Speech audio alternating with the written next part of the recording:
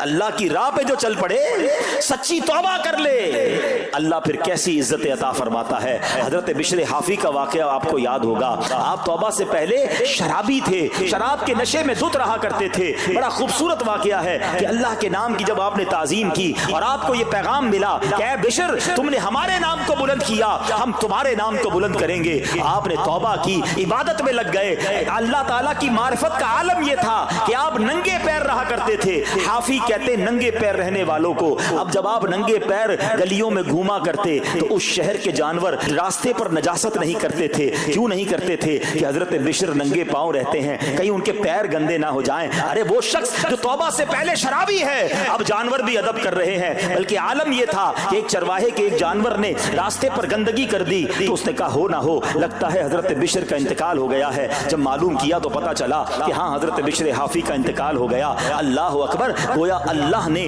جانوروں کے دلوں کے اندر بھی ان کی عزت ڈال دی, کیونکہ انہوں نے رب کی بارگاہ میں سر جھکایا. انہوں نے دنیا والوں کی پرواہ نہ کی, انہوں نے رب کو راضی کرنے کی فکر کی. تو اے میرے پیارے اسلامی بھائیوں, یہ خیال دل سے نکال دو کہ جناب عزت پیسے سے ملتی ہے, عزت شہرت سے ملتی ہے. جناب سوٹ بوٹ ہو, ذرا اچھے کپڑے پہنوں, اچھی جناب لگژری گاڑی سے اتروں گا تب عزت ملے گی. ارے جناب مہنگا موبائل ہاتھ میں ہوگا تب عزت ملے گی. عالی شان کوٹھیوں میں رہوں گا تب عزت ملے گی. یہ بھول ہے تمہاری. آؤ قرآن کیا کہتا ہے, عزت کہاں سے ملے گی, عزت کس کو ملتی ہے؟ اللہ قرآن میں فرماتا ہے من کان یرید العزت فللہ العزت جمیعا. اللہ کہتا ہے, قرآن فرماتا ہے جو عزت کا طلبگار ہو تو ساری عزت اللہ ہی کے پاس ہے. ساری عزت اللہ کے پاس ہے. وَتُعِزُّ مَن تَشَاءُ وَتُذِلُّ مَن تَشَاءُ بِيَدِكَ الْخَيْرُ. خدا کی قسم, دنیا کی ساری دولت کسی کے پاس ہو, اس کے کروڑوں فالوورز ہوں. لوگ کہتے ہیں سوشل میڈیا پہ فالوور ہونے چاہیے. آج کل تو کسی کا مرتبہ چیک کیسے ہوتا ہے, چیک تو کرو اس کے پیج پر اس کو چاہنے والے کتنے ہیں. لوگ بتاتے ہیں میرے اتنے ملین فالوورز ہیں, اتنے لاکھ مجھے دیکھنے والے ہیں. میں ان سب سے پوچھتا ہوں جن کے کروڑوں فالوورز ہیں, تمہارے فالوورز تمہیں دیکھنے والے گناہ کی وجہ سے ہیں یا نیکی کی وجہ سے ہیں؟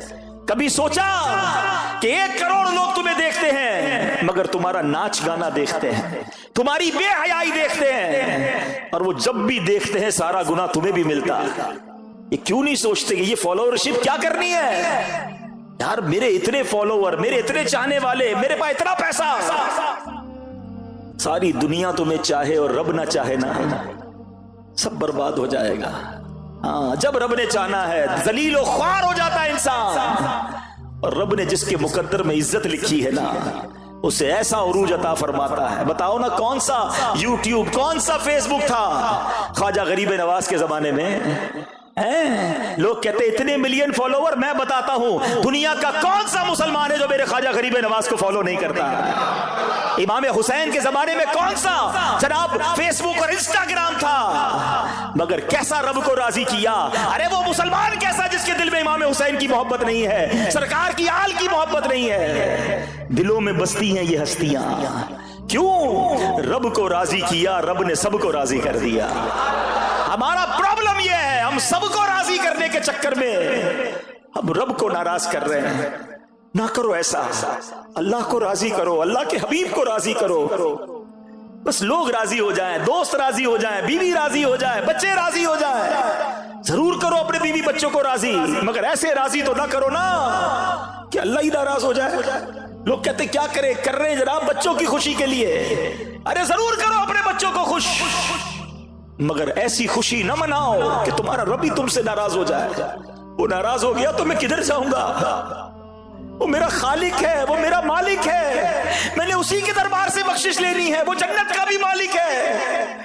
اگر اس نے جنت کا دروازہ ہی مجھ پر بند کر دیا تو کیا کرنا ہے میں نے ان دنیا کے دروازوں کا؟ لوگ کہتے ہیں جدھر جاتا ہوں لوگ دروازہ کھولتے ہیں.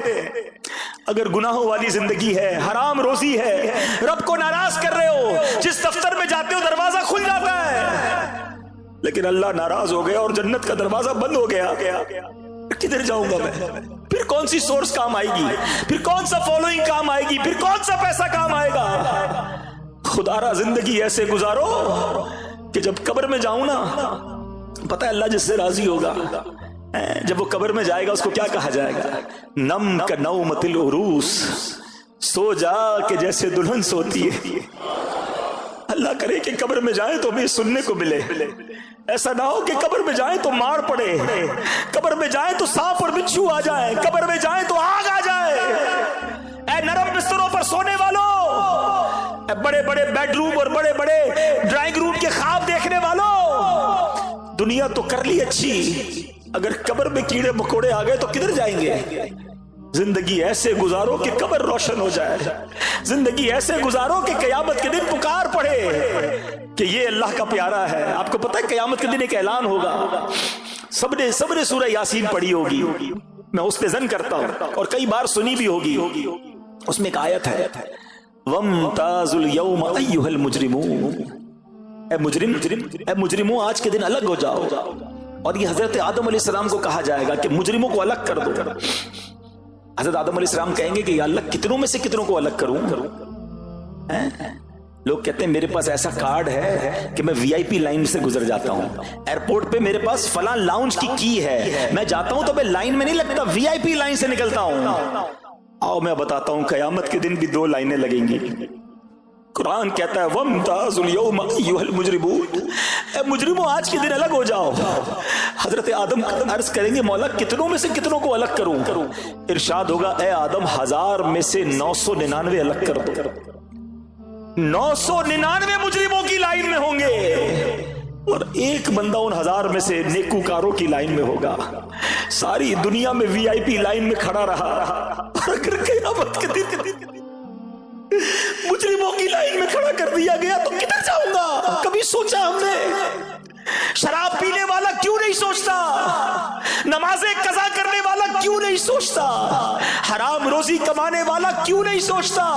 بس بینک بیلنس بڑھ جائے, عزت ملے دنیا میں, وہ کیوں نہیں سوچتا اگر قیامت میں مجرموں کی لائن میں کھڑا کر دیا گیا کوئی سورس کام نہیں آئے گی.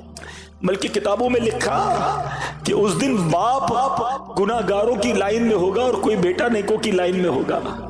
امام ایسا امام بھی ہوگا جو جناب مجرم کی لائن میں ہوگا اور مقتدی نیکوکاروں کی لائن میں ہوگا. ایسا مبلغ ایسا واعظ بھی ہوگا جو گناہ گاروں کی لائن میں ہوگا اور اس کا بیان سن کر نیک ہونے والا نیکوکاروں کی لائن میں ہوگا. لوگ کہیں گے حضرت آپ کا بیان سن کر تو ہم نیک بن گئے, ہم نے توبہ کر لی, آپ مجرموں کی لائن میں کیسے؟ کیونکہ اس دن تو دودھ کا دودھ پانی کا پانی ہو جائے گا نا. وہ بندہ کہے گا کہ میں تمہیں تو اچھی بات کا حکم دیتا تھا, خود نہیں کرتا تھا, تمہیں تو نیکی کی دعوت دیتا تھا, خود عمل نہیں کرتا تھا, میں تمہارے سامنے تو نیک نظر آتا تھا, میں اکیلے میں بڑا گناہگار تھا.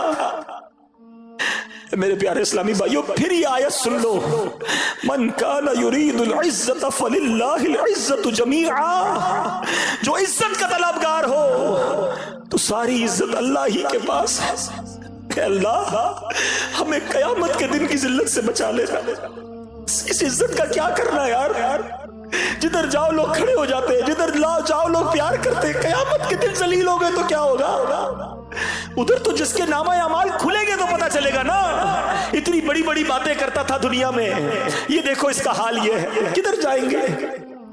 سیدی اعلیٰ حضرت امام اہل سنت نے اسی لیے بڑی پیاری دعا کی ہے کہ اس دن کھل جائے گا سب کچھ نا.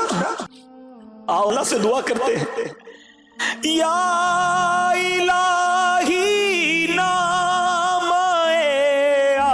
اعمال جب کھلنے لگے, عیب پوشے خلق ستارے خطا کا سا